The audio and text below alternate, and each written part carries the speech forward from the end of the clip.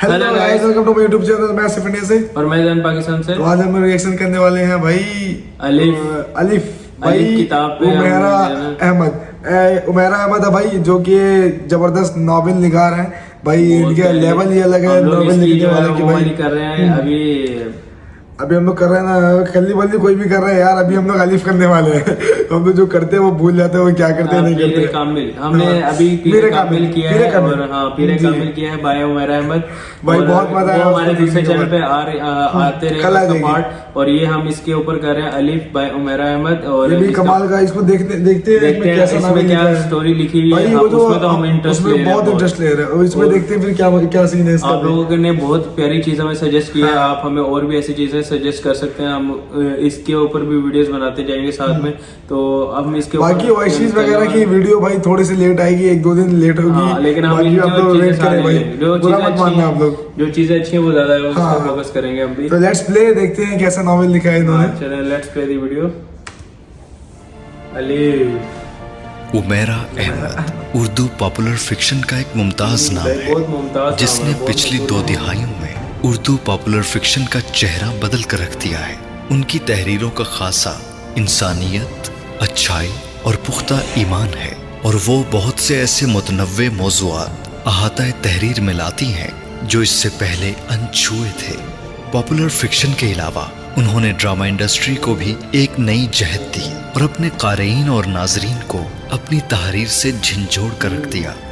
अलिफ उनकी ताज़ा तरीन तहरीर है, जो पाकिस्तान की पहली ऑडियो बुक की शक्ल में भी पढ़ने वालों तक पहुंच रहा है। अलिफ ड्रामा भी आया था अभी ना, पिछले 2 साल 4 या 3 साल पहले ड्रामा। किस नंबर 1 जाने जहां, आज तुम्हें गए 423 दिन हो गए, बल्कि लगता है 423 साल हो गए। तुमने मेरी जिंदगी के उन दिनों को जो तुम्हारे साथ लम्हे की तरह गुजरे थे साल बना दिया है। मुझे कई बार लगता है मैं रेत की घड़ी हूं, जो पिछले 423 दिनों से तुम्हारी वापसी के दिनों को मिनटों घंटों की तरह गिनते हुए उसी रेत की तरह गिरती भरती जा रही है। तुम्हें याद है हम पहली बार जब मिले थे तो दूसरी मुलाकात में ये सारी बातें तुमने कही थी। वक्त के मिनटों घंटों को गिनने की, ना गुजरने की, लम्हों की सुस्त रफ्तारी की, सालों जैसा लगने की। और तब हमारी पहली और दूसरी मुलाकात में बस एक ही दिन तो आया था। आज मैं 423 पहाड़ सर करके बैठी हूँ। तुमने मुझे मोम का बना दिया है, जल जल कर पिघलने वाला मोम, पर खत्म ना होने वाला, राख ना बन सकने वाला। और तुम जो सजा दे के गए वो बहुत लंबी हो गई है, पर तुम्हारी दी हुई है इसलिए काटूंगी। आज छत की बेल में पहला फूल खिला, तुम्हारे हाथ की लगाई हुई बेल में कासनी रंग का पहला फूल। 3 कलियां और भी हैं जो कल सुबह मेरे जागने तक खिल चुकी होंगी। बाहर आ रही है। हर बार तुम मुझे छत की इस बेल में पहला फूल खिलने की खबर दिया करते थे। बाहर भी सबसे पहले तुमको अपने आने की खबर दिया करती थी, और तुम मुझे सफेद गुलाब लाकर दिया करते थे। ये सब्ज बहार उन सफेद गुलाबों के बगैर कभी बाहर नहीं लगती थी। मुझसे तुम्हारा लगाया हुआ हर पौधा, हर पेड़ तुम्हारी बातें करता है, तुम्हारा पूछता है। पिछले साल तुम्हें पूछते पूछते वो खिज़ां की लपेट में आ गए। इस बार फिर तुम्हारा पूछते पूछते सरसब्ज हो रहे हैं। सिर्फ एक मैं ही हूं जिस पर एक ही मौसम है, पतझड़ का और टूटने बिखरने का। वो सारे परिंदे फिर से आने लगे हैं जिनकी बोलियों और चहचहाटों के मायने तुम मुझे बताया करते थे। वो कब क्या मांग रहे थे, क्या कह रहे थे, क्या चाह रहे थे, कौन खुश था, कौन उदास, कौन अपने साथी के मिलन की खुशी मना रहा था, कौन अपने साथी की जुदाई का गम, कौन गीत गा रहा था और कौन नोहा। ये सब सिर्फ तुम्हें पूछना आता था, मुझे नहीं। और मुझे लगता था मुझे कभी आ भी नहीं सकता। पर जाने जहां, तुम्हारे बगैर गुजरे इन 423 दिनों में ये बोली भी बूझने लगी हूं मैं। उनमें से हर एक मुझसे सिर्फ तुम्हारा पूछता है कि वो जो उस पहाड़ के दामन में उस घर के फूलों के बीचों बीच चांदनी रातों में और खुनक सवेरों में अपने सफेद लिबास में नाचता समा करता था, वो कहाँ है? जिसके पाँव की गर्दिश की बेख्तियारी रूमी के मिस्रों की वजह जैसी थी, वो अब कहाँ है? और जिसके बाजुओं की जुम्बिश हवाओं में अपना रास्ता बनाती थी, वो खुद उस घर का रास्ता क्यों भूल गया है? मेरे पास खामोशी के सिवा कुछ नहीं। उनसे क्या बात करूं, क्या बताऊं? उनमें से कोई कुछ नहीं समझ पाएगा, ना मेरी तावीलों को, ना मजबूरियों को, ना बहानों को, और ना मेरे गम को। तुम तो समझ सकते थे ना, तुम तो साथ ही थे मेरे। बहुत जबरदस्त जिंदगी भर साथ का वादा करके लाए थे मुझे, तुम इस तरह छोड़कर कैसे चले गए? इन लफ्जों की स्याही को जो धुंधला रहा है, वो मेरी आंखों का पानी है, आंसू नहीं है। तुम्हारे बाद आंसू नहीं बहाती मैं, ये पानी है मेरा पछतावा, मेरी निदामत, मेरी खता को मिटाने, बहा देने के लिए गिरने वाला पानी। पर वक्त गुजरता जा रहा है, जिंदगी बीत रही है, ना मेरा पछतावा कम हो रहा है, ना तुम्हारी जुदाई का गम और ना तुम्हारा गुस्सा। जिंदगी में एक गलती की मैंने, तुमने मुझे वो भी माफ नहीं की। रूमी का वर्लिंग दरवेश होने के बावजूद तुम सारी दुनिया के लिए रहम और दरगुजर थे, मेरे लिए क्यों नहीं हुए? मैं नहीं रहूंगी तब आओगे तो क्या फायदा? इतने खत, इतनी मिन्नतें मैंने कब किसी की हैं, मगर तुमसे की हैं तो मुझे उसका रंज नहीं। तुम्हारे साथ ज्यादती भी तो बहुत बड़ी की थी ना मैंने। ये सारे खत जो मैंने तुम्हें लिखे हैं, ये मेरे पछतावे के गवाह हैं। सिर्फ ये कागज ही हैं जिन पर अपना दिल खोल कर रख सकती हूँ, और ये मेरा गम झेल लेते हैं। जो मैं कर बैठी हूँ वो किसी को सुना सकती हूँ मैं। किसी के पास इतना वक्त है कि वो मेरी और तुम्हारी मोहब्बत का किस्सा सुने, और फिर जुदाई की दास्तान। मोहब्बत की हर कहानी को लोग मन घड़त कहते हैं या फिर नादानी। बस एक मैं हूँ जो अब भी इस पर यकीन किए बैठी हूँ। पता नहीं ये सही है या गलत, पता नहीं नादानी है या हिमाकत, पर जो भी है ये मेरी जान ले गई तुम्हारी खताकार जहां। ये बहुत जबरदस्त और बहुत लिखी हुई है यार, और बहुत ही ज्यादा इन्होंने जो है ना बहुत गमगीन है यार। ये रोमांटिक भी शुरू में बताया है, ऐसा दिखाया गया है कि वो बंदे से ये प्यार करती थी, वो 423 बरस से वो दूर है। नहीं, 423 दिन हो गए हैं इनसे बिछड़े हुए, ठीक है, और वो कह रहे कि 423 साल हो गया, मुझे ऐसा लग रहा है 423 दिन हुए अभी तुमसे बिछड़े हुए। वो कह रहे 423 साल हो गया, ऐसा लग रहा है, साल ऐसे लग रहा है उसके बिना उसको जिंदगी गुजारना बहुत मुश्किल हो रहा है। ये कहना चाह रही है भाई, जितने भी मेरे छत पे फूल उग रहे हैं वो तुम्हारा ही नाम ले रहे हैं। वो बगल में वो भी मुझे याद दिला रहे हैं उसकी आवाज सुनते हुए, वो कहाँ पर चला गया वो बंदा जो सफेद सूट पहन के। सारा बात अपना याद भी दिला रही है रोमांटिक वाला, कि अब तुम मुझे सफेद फूल ला कर दिया करते थे, हम लोग इधर जाया करते थे, उधर जाया करते थे, ये क्या करते थे भाई, सारा कुछ याद कर रहे हैं। बहुत मजा आ रहा है, थोड़ा बहुत देखते हैं आगे क्या है इसका, नेक्स्ट क्या दिखा बताने वाले हैं ये लोग। पानी की पहली बूंद उसके सर पर गिरी तो उसने साइकिल चलाते हुए आसमान की तरफ देखा। वहां बादल उसकी साइकिल के पहियों ही की रफ्तार से रवां-दवां थे। स्याह जिनों भूतों जैसा रंग और शक्लें बनाए बादल। दूसरी बूंद ठीक उसकी नाक की नोक पर गिरी थी, और वहां से उसके होंठों, और होंठों से ठोड़ी, और ठोड़ी से उसकी गर्दन का सफर उसने सेकंड्स में किया था। उसने सर झुकाकर पेडल्स को पूरी कुव्वत से घुमाना शुरू कर दिया, यूं जैसे वो उन बादलों और उनमें समाई बूंदों को हराना चाहता हो। हरकुलिस की तरह तेज तेज और तेज, हवा से तेज, बादलों से ताकतवर। उसकी साइकिल उस पगडंडी पर हिचकोले खाती चलती जा रही थी, जो सब्ज खेतों के बीचों बीच गुजरती अब उस वसी इलाके पर फैले दरख्तों के झुंड में दाखिल हो रही थी, जहां वो जाना चाहता था। बादल और बारिश उसका ताक़ुब कर रहे थे, या कम से कम उसे ही ऐसा लग रहा था। और वसी और अरीज इलाके पर फैले हुए बुलंद दरख्तों के उस जंगल में दाखिल होते ही उसे लगा जैसे वो बादलों को शिकस्त दे आया था। वो उस जंगल के सामने से रोज गुजरकर स्कूल जाया करता था, बल्कि उसके साथ ही स्कूल के सारे बच्चे रोज ही वहां से गुजरते थे। कभी कभी वो जंगली बेर ढूंढते अंदर घुस जाते, मगर कभी कभी बहुत अंदर तक जाने की उनकी हिम्मत ही न होती थी। और आज वो अकेला ही उस जंगल में घुस आया था। बुलंदो बाला घने दरख्तों ने सारे जंगल पर छत तान रखी थी, जिसमें से सूरज की रोशनी और हवा छन छन कर आती। लेकिन उस वक्त जब सूरज बादलों की ओट में था तो जंगल दिन में भी तारीकी में डूबा हुआ था।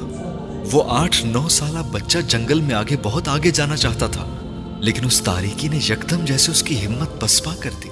साइकिल रोककर उसने अपना दिल मजबूत करने की कोशिश की, जो तेज हवा से हिलते पत्तों और टूटने वाली शाखों की आवाजों से दहल रहा था। उसने साइकिल से उतरकर उसे जमीन पर लिटा दिया और पैदल चलने लगा। हवा चंद लम्हों के लिए थमी, यूं जैसे जंगल ने उसके दिल का खौफ भांपकर उसे दिलासा देने के लिए सांस रोक लिया हो। वो एक अजीब सन्नाटे में खड़ा था। पत्तों की हल्की हल्की सरसराहट और परिंदों का शोर। वहां उस वक्त कोई तीसरी आवाज नहीं थी। वो चंद कदम और आगे बढ़ा और अपने जूतों के नीचे सूखे पत्तों की चुरमुर होने की आवाजें सुनी। वो यकदम रुक गया, यूं जैसे ये आवाजें भी उसे खौफ ज़दा कर रही थी।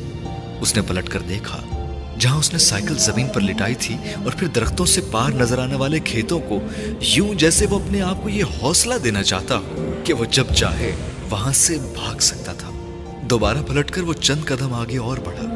फिर उसे यकदम एक सूखे दरख्त का गिरा हुआ तना नजर आया।